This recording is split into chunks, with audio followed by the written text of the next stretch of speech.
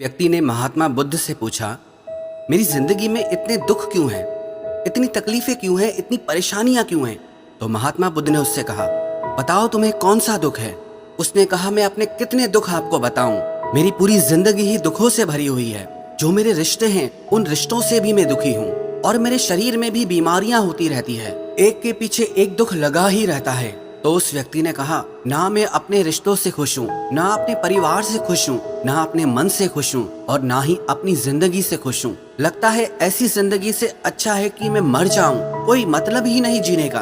तो महात्मा बुद्ध ने उस व्यक्ति से पूछा कि बताओ कि तुम्हारे इन सारे दुखों का क्या कारण है? तो वो व्यक्ति महात्मा बुद्ध से कहने लगा कि मैं आपके पास इसीलिए तो आया हूँ कि आप बताओ मेरी जिंदगी में इतने दुख क्यों हैं? इन सब का क्या कारण है? महात्मा बुद्ध ने उस व्यक्ति से कहा, जरा गहराई से सोचो, विचार करो, देखो कहाँ है तुम्हारा दुख, क्या कारण हो सकता है तुम्हारे दुख का। उस व्यक्ति ने बहुत सोचा, पर जब उसे कुछ समझ नहीं आया तो बुद्ध ने उसे उत्तर दिया कि तेरे सारे दुखों का कारण तू ही है। तेरे मन की आसक्ति है, तेरे मन का मोह है। बुद्धा का एक प्रसिद्ध कोट है जो आपने भी सुना होगा, the root of suffering is attachment. आपके सारे दुखों का कारण आपका मोह है, आपके मन का अटैचमेंट है, आसक्ति है। तो उस व्यक्ति ने बुद्ध से कहा कि मैं समझा नहीं कि मेरे मन का मोह हर दुख का कारण कैसे हो सकता है। तो महात्मा बुद्ध ने उसे 3 छोटी छोटी कहानियां सुनाई। पहली कहानी, एक व्यक्ति पेड़ से चिपक कर चिल्ला रहा था कि कोई मुझे बचाओ, कोई मुझे इस पेड़ से छुड़ाओ, इस पेड़ ने मुझे पकड़ लिया है। तो वहां से एक गुरु और शिष्य गुजरे। उस शिष्य ने अपने गुरु से कहा कि गुरुदेव, इस आदमी की मदद करनी चाहिए, ये इस पेड़ से चिपक गया है, इसे छुड़ाना चाहिए। तो उसके गुरु ने अपने शिष्य से कहा कि इसकी मदद कोई नहीं कर सकता।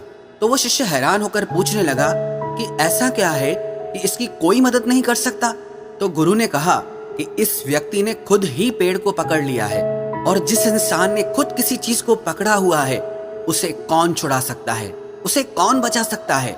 ऐसे ही बुद्ध ने कहा कि तुमने भी सारे दुखों को खुद ही पकड़ा है कि ये मेरा है, ये छूट न जाए, ये मेरे पास रहना चाहिए, ये मुझे मिलना चाहिए।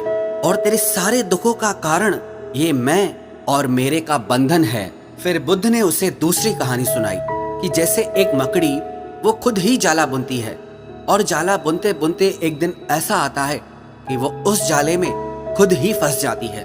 वो चाह कर भी उस जाले से बाहर नहीं निकल पाती है। ऐसे ही तूने भी अपनी जिंदगी में कितने ही रिश्ते बनाए हैं, कितनों से मोह लगाया है, कितनों को अपना माना है और उनमें मोह रखने के कारण आज वो तुझे दुख दे रहे हैं। सारी दुनिया में कुछ भी होता रहे, हमें दुख सुख नहीं होता है। हमें दुख सुख कब होता है? जब हमारे अपने के साथ कुछ होता है या हमारा अपना हमारे साथ कुछ करता है।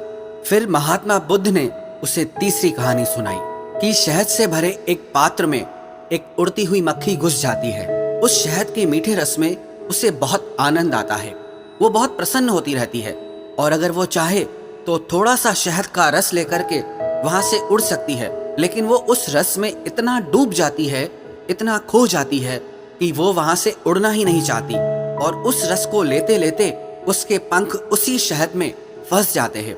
फिर जब तक उसका पेट भरता है वो बुरी तरह से उस शहद में फंस जाती है। फिर वो वहां से निकलने की बहुत कोशिश करती है, आगे जाती है, पीछे जाती है, दाएं जाती है, बाएं जाती है, पर वो वहां से उड़ नहीं पाती है, वो फंस जाती है उसी में ही। ऐसे ही तूने भी अपनी जिंदगी में जिन रिश्तों में आनंद लिया, सुख लिया, शुरू शुरू में तो तुझे बहुत सुख आया और आज वही रिश्ते तुझे दुख दे रहे हैं। ऐसे ही जब कोई व्यक्ति जब स्वास्थ्य की परवाह ना करके स्वादिष्ट रसों के पीछे पड़कर कुछ भी खाने लगता है तो आगे चलकर उसका शरीर खराब हो जाता है, उसके शरीर में रोग आ जाते हैं। ऐसे ही जब मन संसार की बहुत सारी आशाएं कर लेता है, तृष्णाएं और वासनाएं कर लेता है तो उसके मन में धन का लोभ आ जाता है और फिर चाहे उससे कितना भी धन मिलता रहे उसकी तृप्ति कभी भी नहीं होती।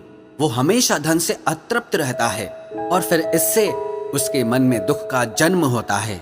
फिर उस व्यक्ति को एहसास हुआ कि महात्मा बुद्ध बिल्कुल सही कह रहे हैं। यही वजह है मेरे सारे दुखों की, मेरे सारे दुख मेरी ही वजह से पैदा हुए हैं। मेरे ही मन के मोह से अटैचमेंट से पैदा हुए हैं। फिर उसने महात्मा बुद्ध से दूसरा प्रश्न किया कि आपने मुझे कारण तो बता दिया, अब मुझे इसका उपाय भी बताइए। महात्मा बुद्ध ने कहा, अगर तुम सारे दुखों से पार होना चाहते हो तो अपने मन को मोह और वासनाओं से ऊपर उठाकर प्रेम और संतोष से भर दो, क्योंकि जिसके हृदय में प्रेम और संतोष का दिया जल गया, उसके मन से मोह और वासनाओं से जन्मे हुए दुख का सारा अंधकार ही दूर हो जाता है। हालांकि ये बात कहने में बहुत आसान है, लेकिन करना बहुत मुश्किल है। लेकिन जो भी व्यक्ति महात्मा बुद्ध के इस उपदेश को समझ गया ना, वो सारे दुखों से पार हो जाएगा। यही कहानी हमारे भी जीवन की है। हम खुद ही रिश्ते जोड़ते हैं और बाद में खुद ही रोते रहते हैं। हम खुद ही प्रेम बढ़ाते हैं और बाद में खुद ही दुख पाते हैं। हम जिनके पीछे मेरा मेरा करके मरते रहते हैं, आखिर में वही लोग हमें सबसे ज्यादा दुख पहुंचाते हैं, हमारा दिल दुखाते हैं। जिनकी खुशी के लिए हम कुछ भी करने को तैयार हो जाते हैं, जिनकी खुशी के लिए हम अपनी सारी जिंदगी कुर्बान कर देते हैं, आखिर में वही हमारे जीवन में दुखों का अंधकार भर देते हैं।